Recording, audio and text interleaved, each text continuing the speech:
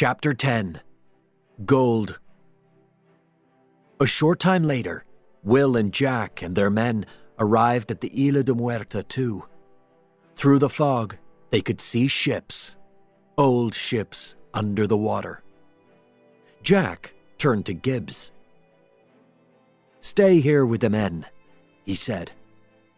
Jack and Will got into a smaller boat and started to go to the island. "Do you see that?" said Will. "There. A cave, I think." The boat moved slowly into the cave. It was very dark, and the walls were wet. Jack and Will didn't speak. On their left, they saw a light, and next to it was a skeleton. It had a sword in its back. They stopped the boat and jumped out. Then Will followed Jack, and they climbed for a short time. Suddenly, they saw some lights. In front of them was a second, bigger cave. They saw gold boxes, gold cups, gold plates, and gold swords, and a lot of money. The cave was full of gold. In the middle of the cave, in the middle of the gold, Elizabeth stood next to an old Aztec box. She couldn't move because Barbosa had his hands on her. Will wanted to go to her, but Jack stopped him. "No," he said. "We have to wait." Will didn't want to wait. Elizabeth's life was too important to him. "I'm sorry, Jack," he said, and he hit Jack hard. Jack fell to the ground. He didn't move. Will looked around the cave and listened. "Do you know my plan?" Captain Barbosa said to his men. "When this curse ends, I'm going to eat fruit. A lot of fruit." The other pirates laughed. Barbosa looked at Elizabeth. He took her hand and cut it with a knife. Then he put the medallion on her hand and closed her hand around it. "Blood," he said. "Turner's blood. The curse started with blood, and it ends with blood." He took the bloody medallion from Elizabeth and put it into the box, onto the gold. The pirates waited. "I don't feel different," Rigetti said.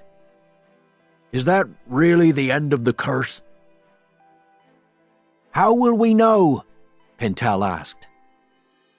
Barbosa thought about that. Then he took out his gun and shot Pintel. Pintel stayed on his feet. The pirates were very unhappy. "Oh, it didn't work!" they shouted. Barbosa didn't understand. "You," he said to Elizabeth. "Was your father William Turner? Bill Turner?" "No," she said. The pirates shouted again. "She's not Turner's child! She's the wrong person! But she had the medallion! She's the right age!" They called to Barbosa. "You killed Bill! You started this!" Nobody looked at Elizabeth. Suddenly, she felt a hand on her arm. It was Will. "Come with me," he said quietly. "Quickly, now."